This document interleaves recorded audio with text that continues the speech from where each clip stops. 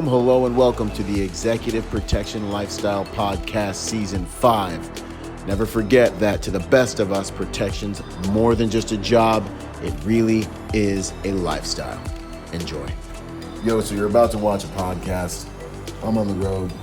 I don't know if I put the best ending on it, but I want to give you a little context. I'm about to jump into this. I'm going to jump into it hard. It's going to be intense.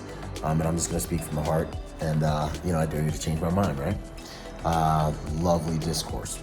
So, the premise is really, there's two types of agents I'm noticing in this game. There's the it would never happen agents. There's the you don't need all that training agents. There's the you don't need all that and because you'll never use it agents. And then there's the other ones that are like, hey, look, I just want to be as advertised. Okay? I want to make sure that no matter what happens, I'm able to perform agents. That's the side I'm on, because I do have a combat background and I have seen how horrible things can get in the blink of an eye, and I don't have the luxury to run around here being like, it would never happen, because I've seen stuff happen, right?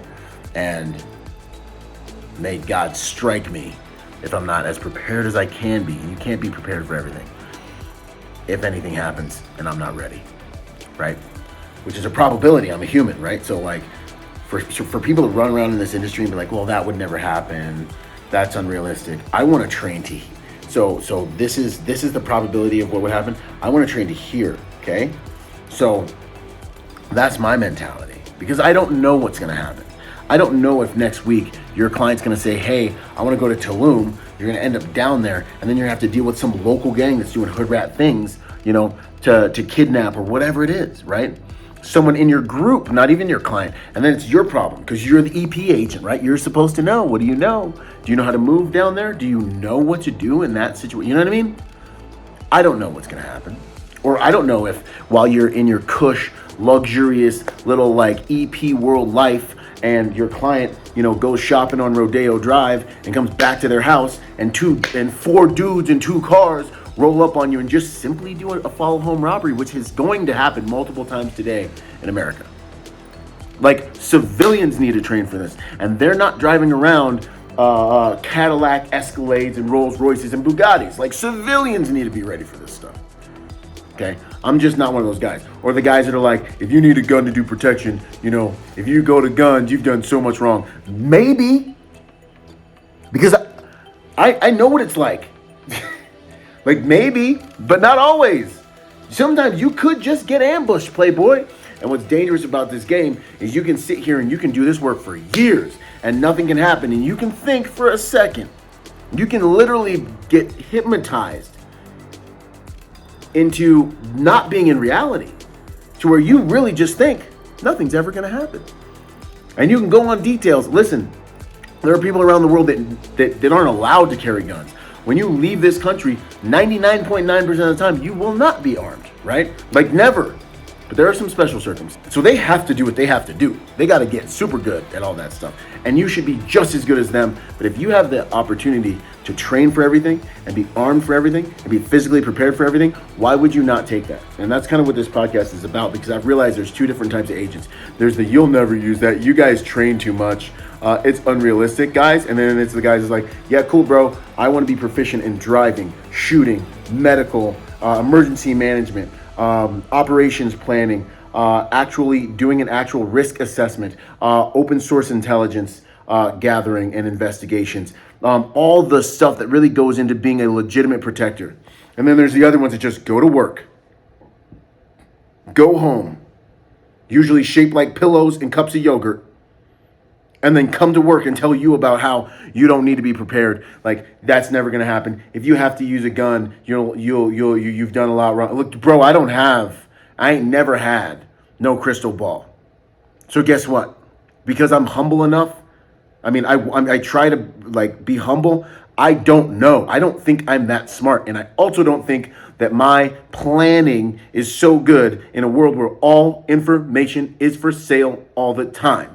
You know what I'm saying? My back entrance to the hotel is so secret, and my my service lift is so secret, and listen, homie, I want to be ready. You stay ready, you ain't got to get ready. That's my ethos. And I do have time overseas in combat, and so I just can't adhere to a lot of that. But I love you guys. Enjoy the podcast. Such an honor. Let's make the industry a better place with legitimate protectors who train to be as advertised, if ever they are tested. I love ya. Boom. Boom. What's up, you guys? Byron Rodgers here, Executive Protection Lifestyle Podcast. It's been a minute since I've just taken some time out with you guys and just kind of hit the flow with you.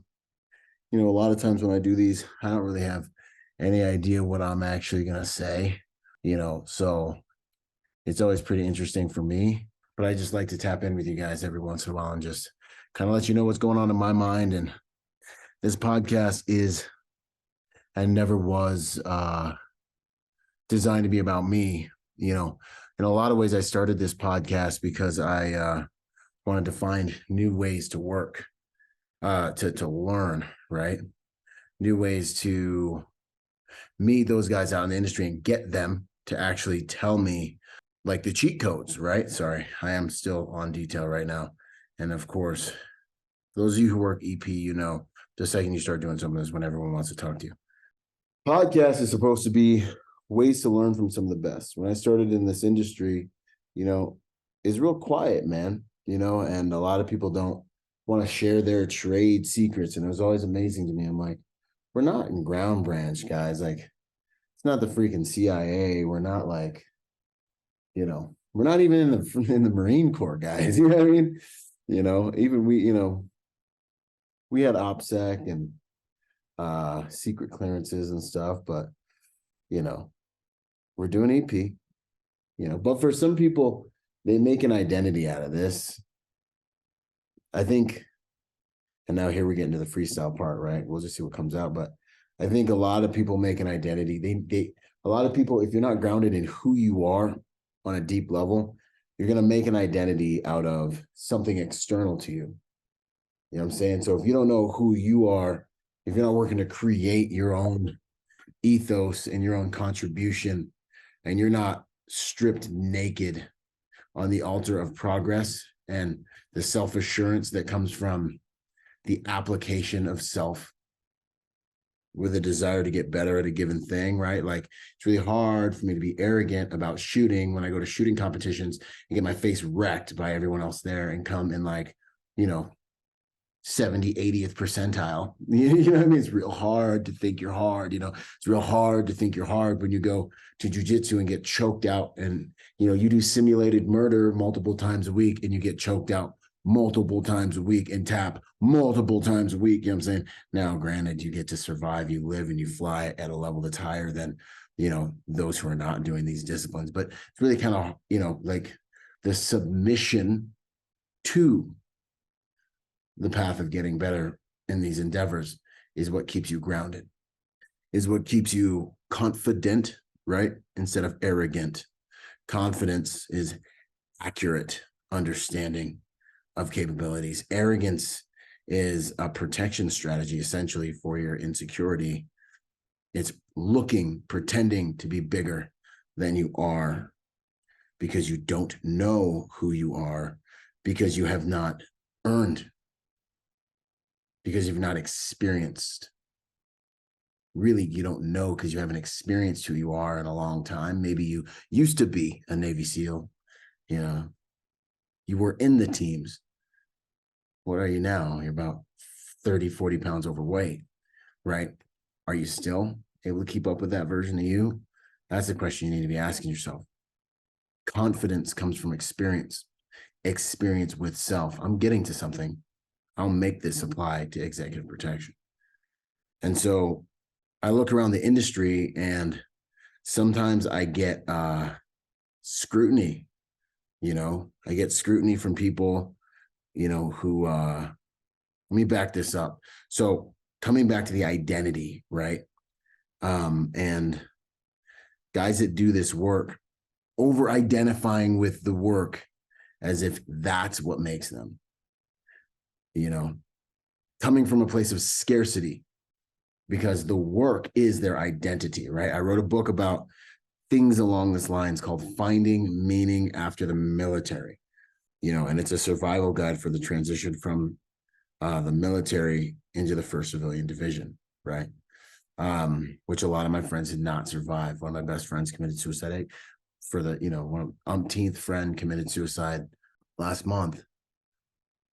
And it's always, the guy you don't think it's going to be. But anyways, it's amazing to me how these types, a lot of people over-identify with their work, no matter what their job is. I think it's a very dangerous thing to do in any job, but in our job especially, because there's an arrogance that can slide in to what we do as professional protectors. And in the Marine Corps, they hammered it into us. Complacency kills. Complacency kills. Complacency kills. But in the Marine Corps, we're in combat and we're around a whole bunch of meat eaters, savages. Our level of complacency is about 150 steps above most civilians' level of readiness, right? So, and you could catch us when we wasn't ready. We still take a hit and then kill you and die next to you, right? Anyways, I'm not totally rehabbed yet, right? So we complacency kills. And so as I move through the industry and I meet people, and you guys remember, the slogan of this podcast is, it's more than just a job, it's a lifestyle, right? The Executive Protection Immersion course is a new approach to training agents on how to operate at the highest levels in the executive protection industry. It's one thing to learn from PowerPoint and to have conversations, but the very premise of this course is to give agents the experience they need to be effective in the field. You'll get access to our online learning platform, and then you'll show up for class, and we will dive straight out into the field for on-the-job training. This is a 6-day immersive experience designed to give you the confidence you need to operate at the highest levels in the executive protection industry. You will execute a training battery of multiple executive protection operations under the supervision of some of the best in the industry. This is the course that bridges the gap from the residents to the movement team. This is the course that will give people who do not have the operational experience what they need to be effective in the field. This is the course for veterans in the game to come and see how other elite professionals are executing on executive protection operations. So this is a soft skill centric course, right? This is understanding your operations, how to pull things off. These guys are gonna get feedback from a client after working a client. That's invaluable. A lot of guys go their whole careers without getting feedback from a client, just get fired, right? You're gonna have multiple exposures with clients, and you're gonna get in-field critiques. You're gonna be out running details with myself and with the other instructors. When you're done with this course, you won't just have the knowledge, but you'll have the experience to be one of the industry's elite executive protection professionals. This course will give your employers the confidence that you know what you're doing. But most of all, it'll give you the confidence to know how to execute on executive protection operations at the highest levels. This course is part of the golden standard of executive protection training in our industry. It's the first of its kind, and it is absolutely changing the game. Hey man, that like Chevelle or whatever it was that you guys posted just passed. I got it. You already have the address? Yeah, I got it. More audibles, man. So tomorrow you're gonna have 2 vehicles, okay? But you're still gonna rotate through every position. Do you want me to fall in behind him or stay on our guy? you can continue to stay on our possible threat. Come and join us at the League of Executive Protection Specialists. This is more than just a training course. This is experience. And the best of us know that executive protection is more than just a job. It truly is a lifestyle. And I see these professionals in our industry that are supposed to be respected. We should be respected like doctors, like lawyers. There are things that are really important, you know? There are things that are extremely important that you pay a lot of money to people for. You pay a specialist a lot of money to get right. You pay a doctor a lot of money to be good at his job, to be staying up on the latest and greatest principles and tactics of doctorness, right? Doctoratry, right? Anyways, you pay a lot of money.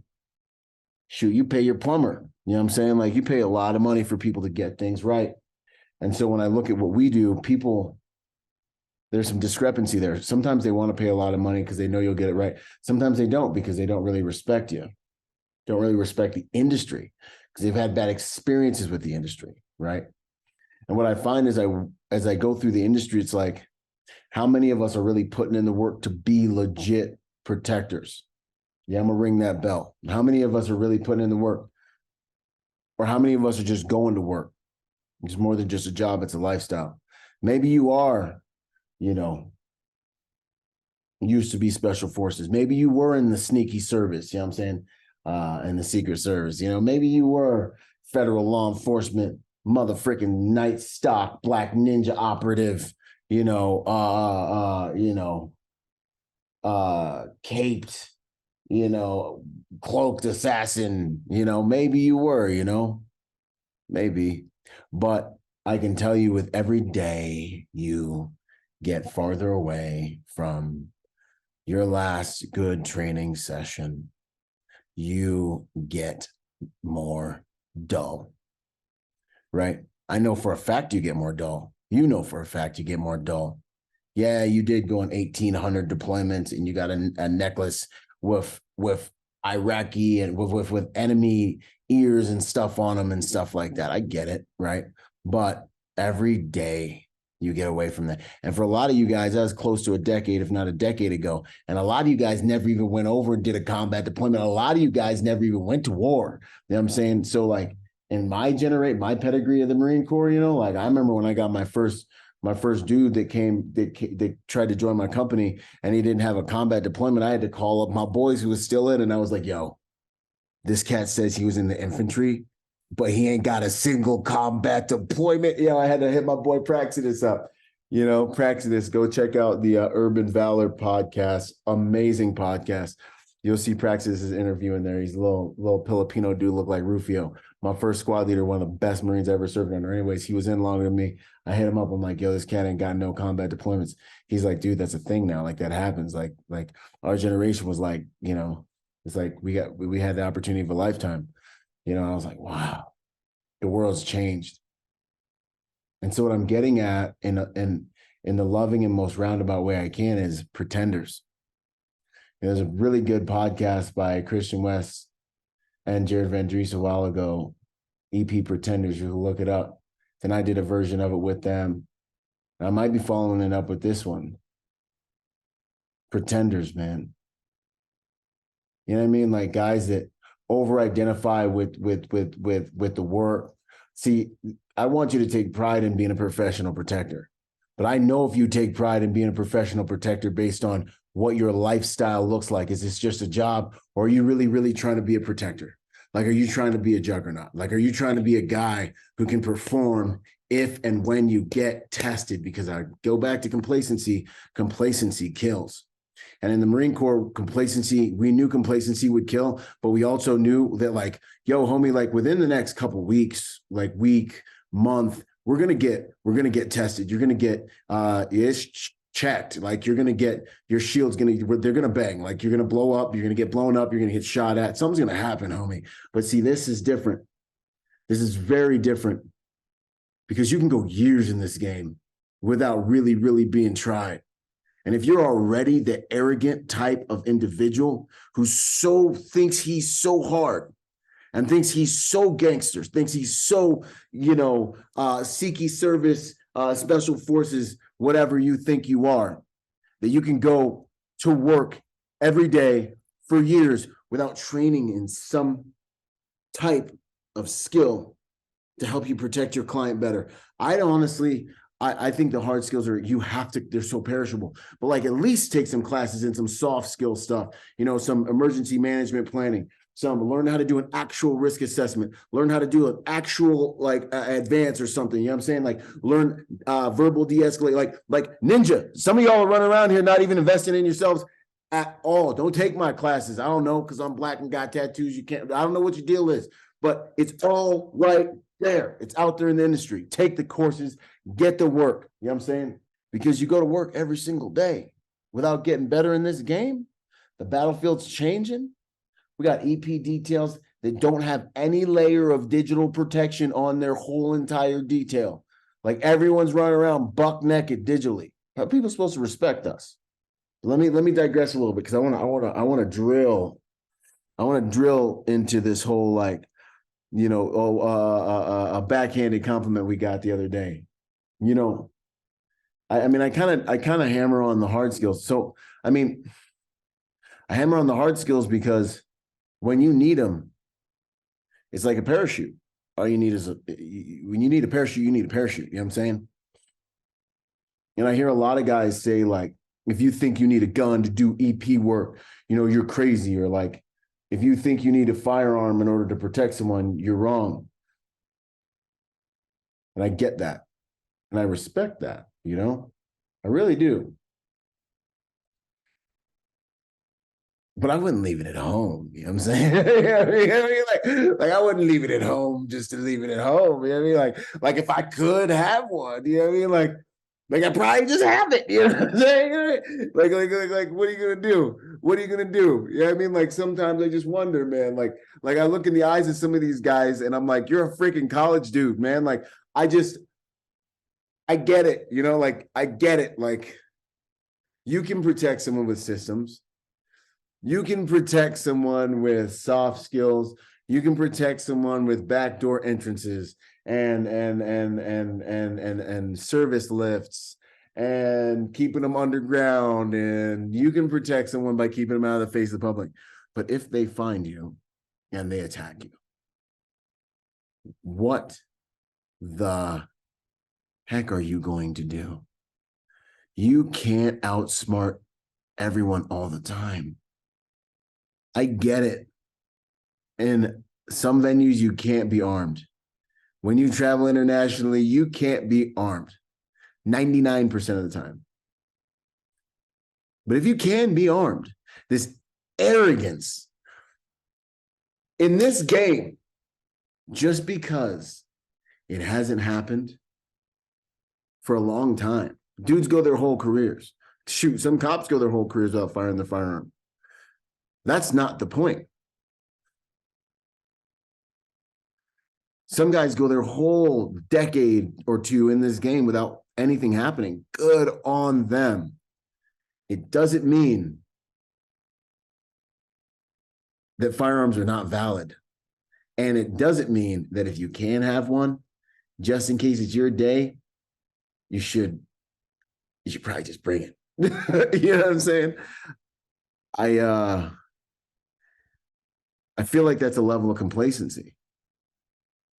Some people say if you're shooting your firearm, you've messed up, da, da, da. Well, one, you're human. So like the probability that you're going to mess up at some point, it's like there. Like, I don't have to argue with you about that. Like Jesus came for imperfect people, homeboy. Like, you ain't that good. I'm not that good. You know what I'm saying? So one, you could mess up. Two, nah. They could have just got you. Like really, really, really good warriors sometimes just get ambushed. The fact that nothing's happened on your detail for 1, 2, 5, 10 years isn't necessarily a mark of how good you are. It just could mean you haven't been tested yet. It just literally could mean that they just haven't picked you. It just literally could mean like things are slow in the EP game. Like we're not out here fighting and swerving all the time, but there's a difference between warriors that I'm seeing. I'm seeing some that just think they want to take that to their credit and be like, yo, we don't need firearms. We don't da-da-da-da-da. It's like, homie, how do you know, bro? Like you have a high risk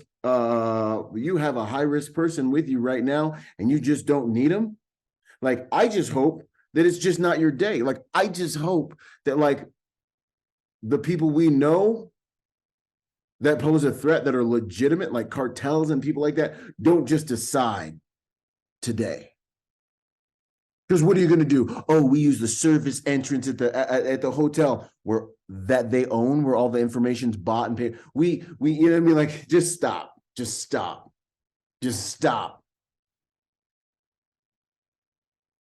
Get your assets.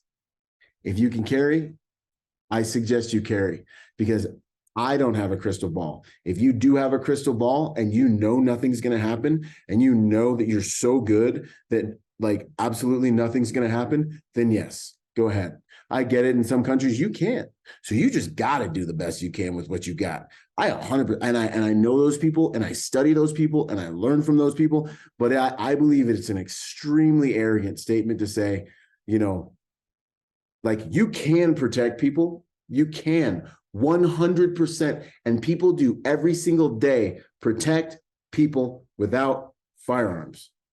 But if you can have one, I think it's only wise to have one. The firearms thing has always been interesting to me.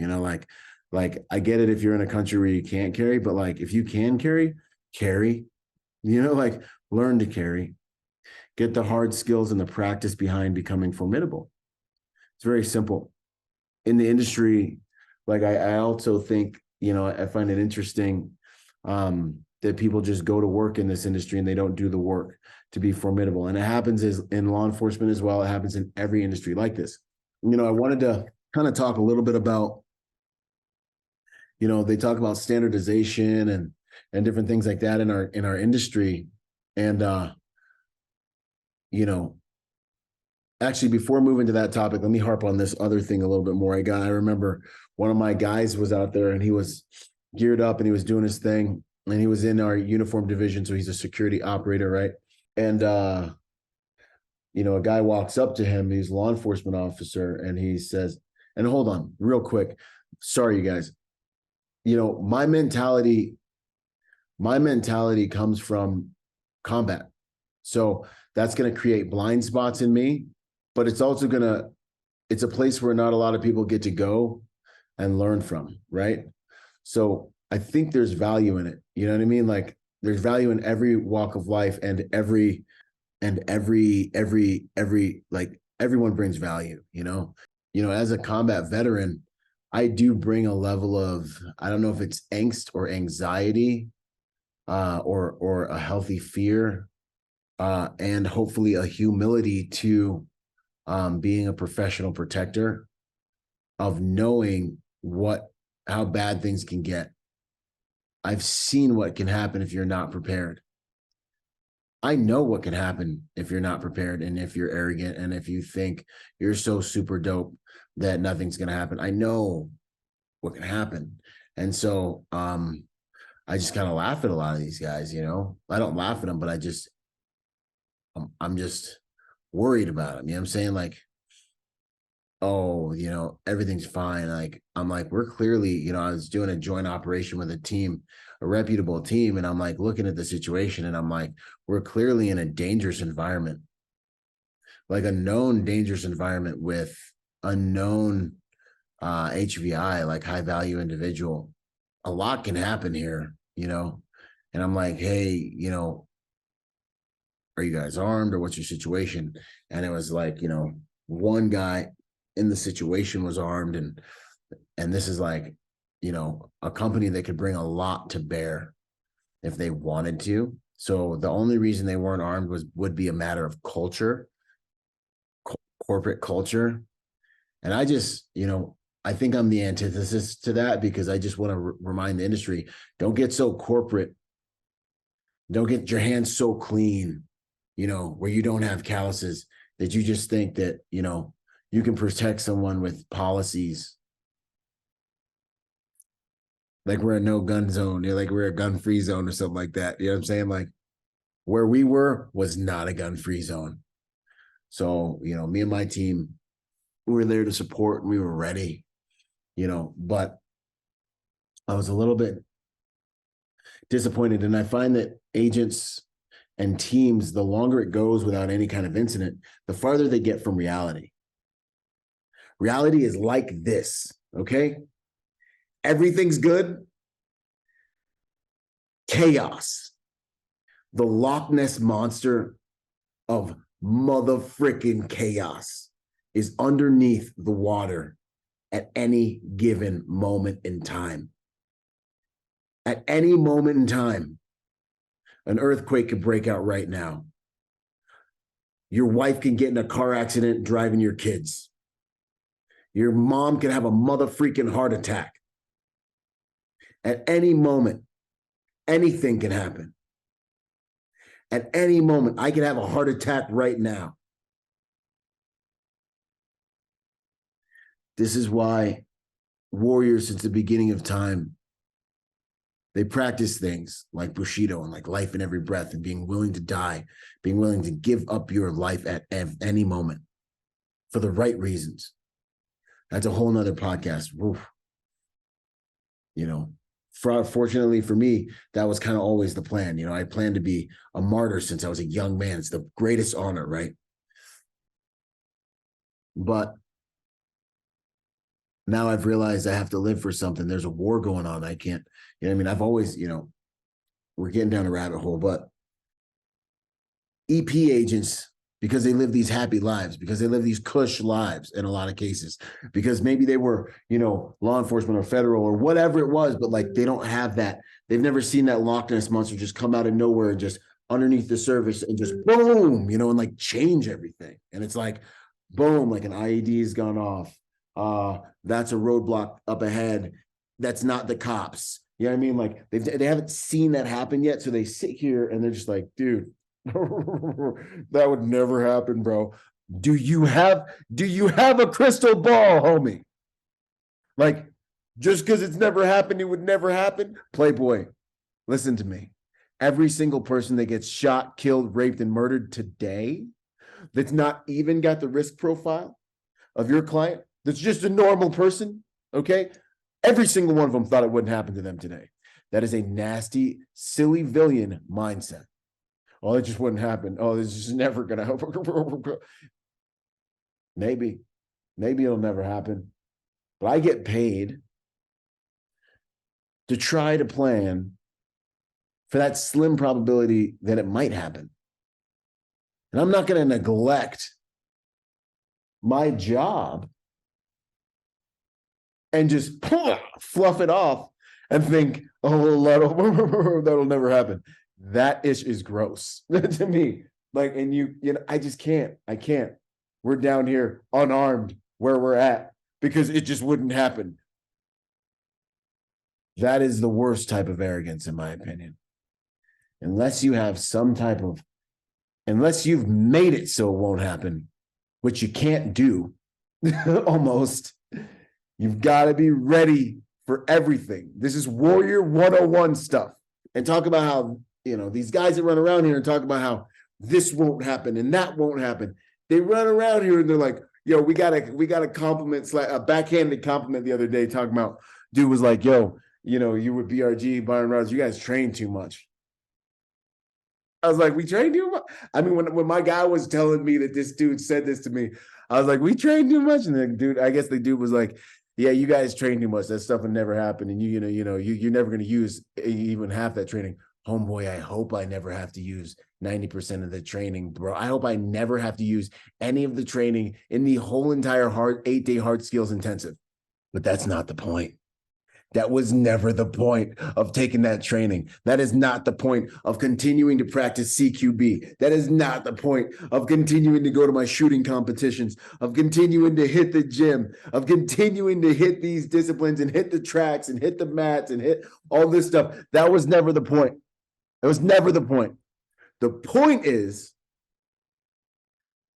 that if the people who hire me and expect me to know these things, the point is for me to be able to deliver, to look them in the eyes every single day they pay me, while they inject, you know, a 6-figure salary into my life that I water my women and children with.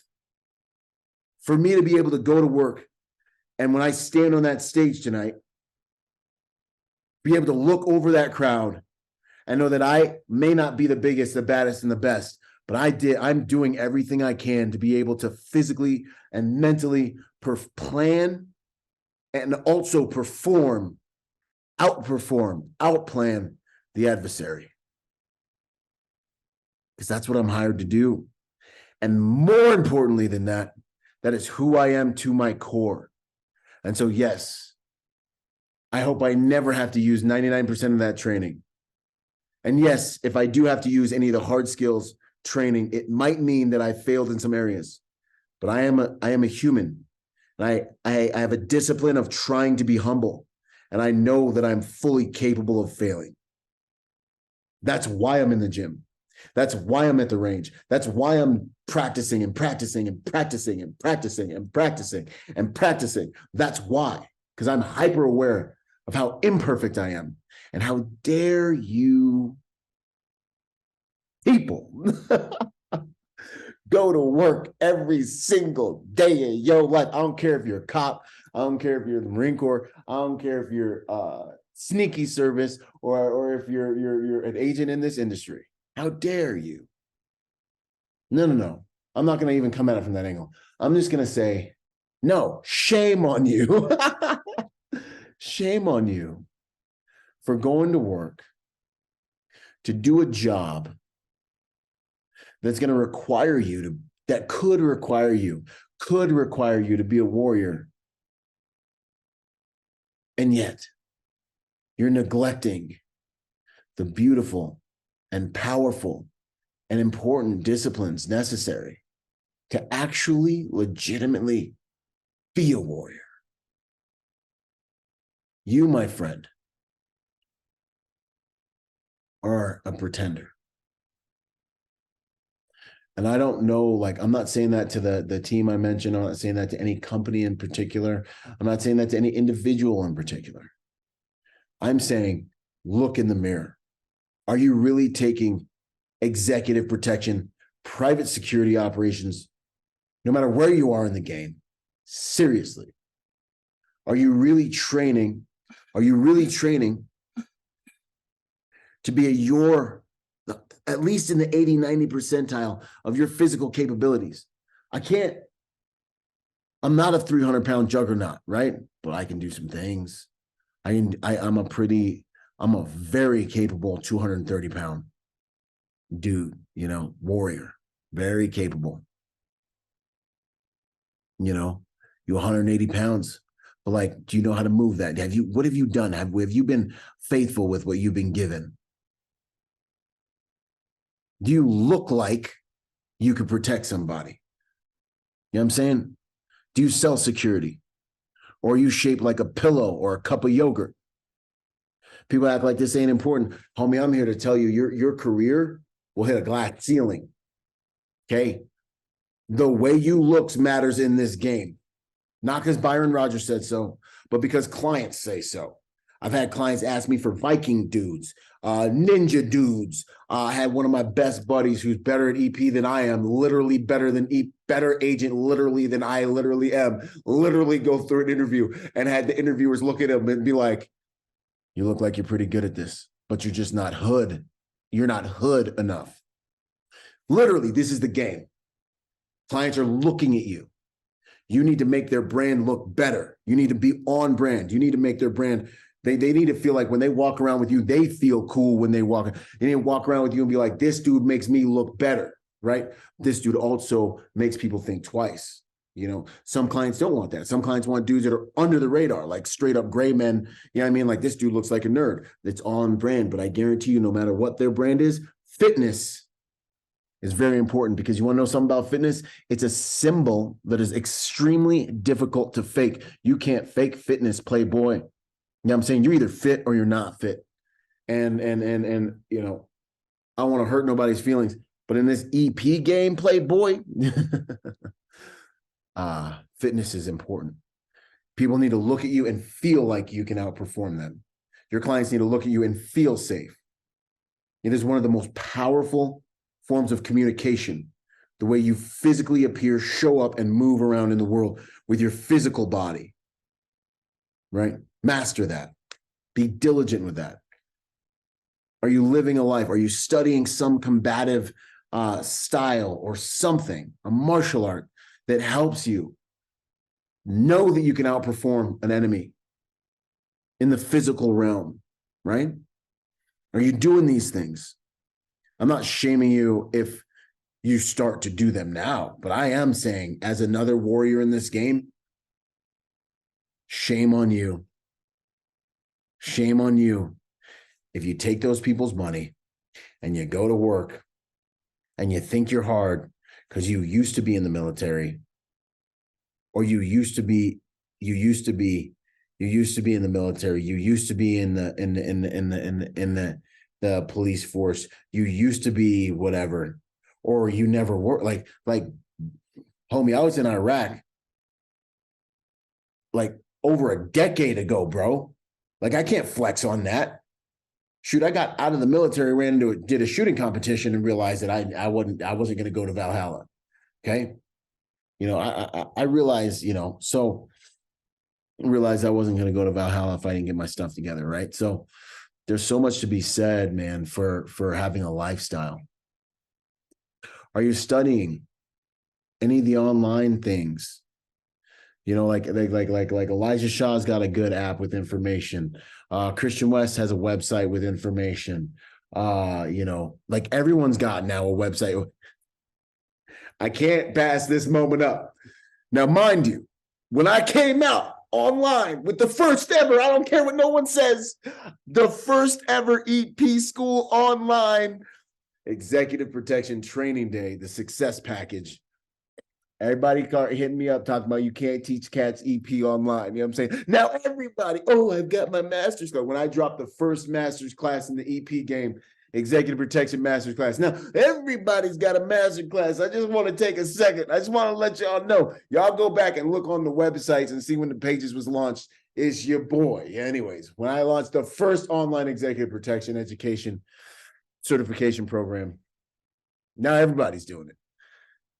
When I started this podcast, and my homies is hitting me up like, B, don't do it, man. No one's gonna talk to you. No one's gonna like they're gonna excommunicado you from the industry. I'm like, let them excommunicado me. They don't talk to me anyway. They don't share nice. You know what I'm saying? These cats all too cool for school, man. Like these cats over here acting hard. These cats all harder than me. You know what I mean? These cats all like extra, extra cooler backgrounds than me. You know what I'm saying? So I'm going to start my podcast. God bless them. I'm working. I'm making my money. Now everybody's got to, it's like the cool thing to do that. But anyway, God bless them. Anyways, I'm glad. We've come a long way. We've put EP on the map. You know what I'm saying? Legit companies looking at us. I got, legit people hitting me up being like, I want to do this with my life. It's amazing. I thank God for his grace. I thank God that it's worked. Everything I have is because of him. But don't go to work. Now we need to not shame ourselves. We need to be as advertised. When those civilians look at us and they expect us to know everything and they expect us to be MacGyver, we need to be MacGyver. You know what I'm saying? Like we need to be able to perform. I'm trying to go to Valhalla, son. I'm trying to go to Elysium, son. You know what I'm saying? So never forget, you want to do this job with honor. My whole goal was to bring honor, dignity, and respect back to the EP game. Because I saw clients and people not respecting us. And I was like, yo, you really expect me to take a bullet for you?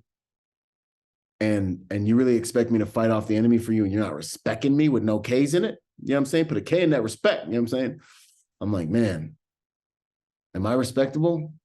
Like, yeah, I think I'm doing all I can to be respectable and to be able to outperform another human and be able to really outthink and outmove and all that, And what's the problem? These people are having experiences with other agents that are stupid and can't perform and can't think and are fat and overweight and are lethargic and are falling asleep and have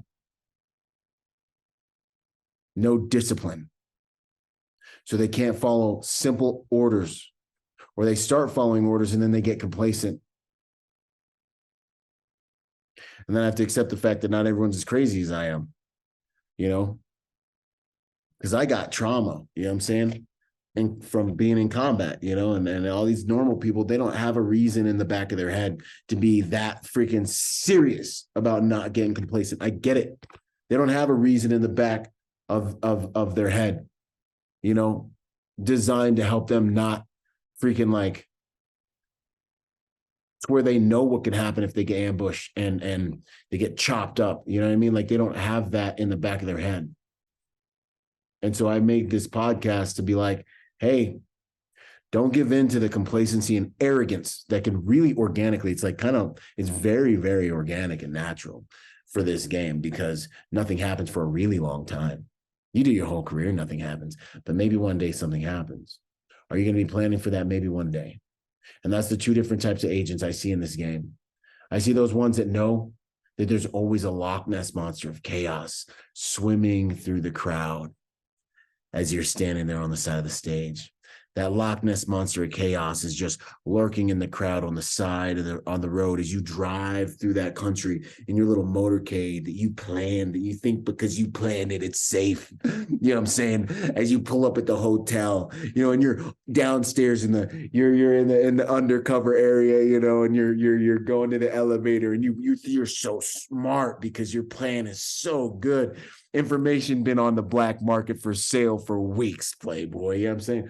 Yeah, I'm saying like you're going through the back of the house because you're planning so good. Homie, you better have something to fall back on if the Loch Ness monster of chaos decides to come up and check you. Because it happens. It happens. We follow home robbery. That's simple. That's simple. Follow home robbery. In every major city in the United States, that's happened. The numbers are going up. It doesn't have to be a sophisticated attack. You just might get your tag pulled. And when and if it happens, you better be ready. And the point isn't, I'm not sitting here giving you guys these training opportunities with the Hard Skills Intensive and the Immersion course and all the online curriculum that we have to help you be legitimate. I'm not doing this being like, oh, well, yeah, you're going to get in a high-speed chase. I'm doing this to be like, you better be ready. You better be as advertised. You better be righteous. Righteous, meaning in right standing, in right positioning. A wise steward with the time and the assets you've been given so you can perform on that day as advertised. That's what this podcast is about. I guess that's what was on my mind. And the real ones will. And the ones that are too afraid or arrogant will run around and say, oh, that'll never happen. And they will really believe, and they will really convince themselves. And they will really convince themselves that somehow they know that they're planning, or that the fact that that will never happen, they'll actually convince themselves of that. And in my opinion, that's a dangerous arrogance. They may, and I hope that in the end they are right, that it never happens. But I want to encourage as many of you who can dig deep and choose to become a better protector. I want to encourage you to do so, because it'll do nothing but serve you, help you become a better person, help you be more valuable. The more certifications you get, you become an A-class shooter in USPSA. You're just a better person. You run through the belt system in Krav and BJJ and Muay Thai. You just become a better. It's just nothing but improving you, bro. You just get more fit. You get more capabilities. You get more confidence. You become better. You go to more classes per year. Live. If you want to be a legitimate protector, you're going to have to realize that protection is more than just a job, y'all. It really, truly is a lifestyle. And the thing is, I love every single one of you. I just want to see us do the best and be the best we can be. That comment rings so good in my head. That compliment / backhanded compliment. You guys train too much. You'll never use all that.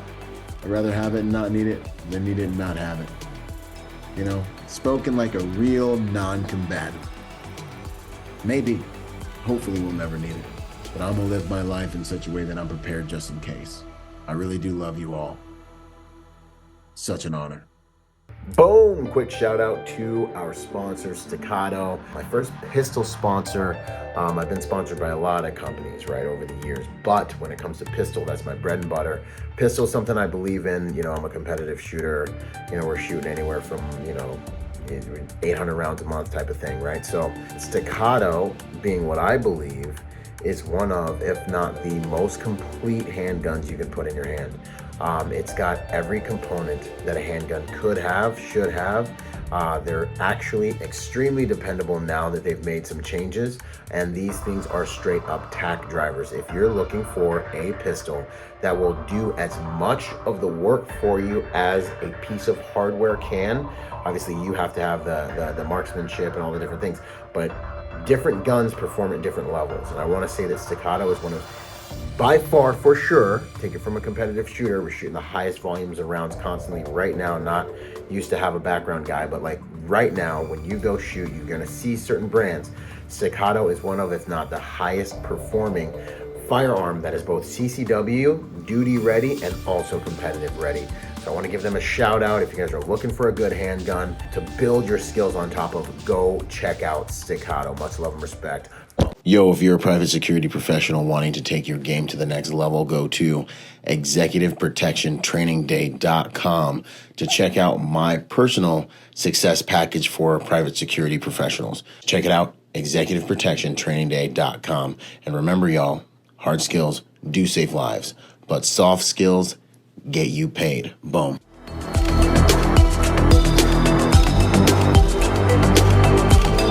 Boom. And to support this podcast, go to executiveprotectionlifestyle.com and contribute to our Patreon account. That Patreon account is what helps me make this podcast possible, contributing to this brand, what we're doing here, making it so that I can bring better guests on, making it so that we can plan more events and just expand the contribution to the private security industry, and also to making America a safer place. Do whatever you can, contribute whatever you can, because it makes all of these things possible. Thanks for those contributions.